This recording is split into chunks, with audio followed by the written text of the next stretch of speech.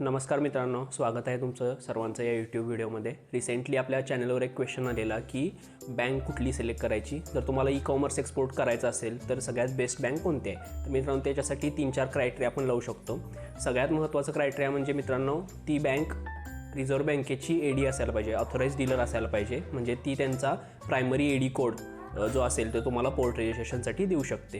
दुसरा क्रायटेरिया मित्रांनो हा ठेवू शकता तुम्ही की तुमच्या नियर बाय त्याची फॉरेक्स ब्रँच असेल, म्हणजे तुम्ही शिपिंग बिल वगैरे क्लोजिंग करायचे असतील, तुम्हाला बँकमध्ये काही डॉक्युमेंट वगैरे सबमिट करायचे असतील तर तुम्ही लगेच करू शकता जर बँकची फॉरेक्स ब्रँच जवळ असेल तर।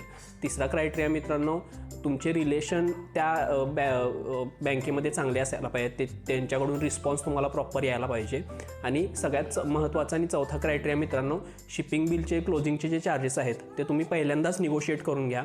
म्हणजे काही बँका रेग्युलरली बल्कच्या एक्सपोर्टसाठी 1500 ते 2000 पर्यंत प्लस GST पर शिपिंग बिल क्लोजिंग चार्जेस लावतात, पण आपला एक्सपोर्ट जो आहे ई कॉमर्स एक्सपोर्ट त्याच्यामध्ये आपल्या शिपिंग बिलची व्हॅल्यू कमी असते, त्यामुळे आपल्याला 1500-2000 रुपये द्यायला परवडत नाहीत। आणि जर तुम्ही त्यांना प्रॉपरली समजावून सांगितला ट्रेड तुमचा तर ते निगोशिएट पण करून देतात। तर हे 4 पॉईंट तुम्ही लक्षात ठेवू शकता मित्रांनो बँक अकाउंट ओपन करण्यासाठी। आय होप मित्रांनो या व्हिडिओमधनं तुम्हाला एक व्हॅल्यू भेटली असेल। अशाच नवीन व्हिडिओसाठी तुम्ही आमचं चॅनल सबस्क्राईब करा। तर चला भेटू मित्रांनो नेक्स्ट व्हिडिओमध्ये।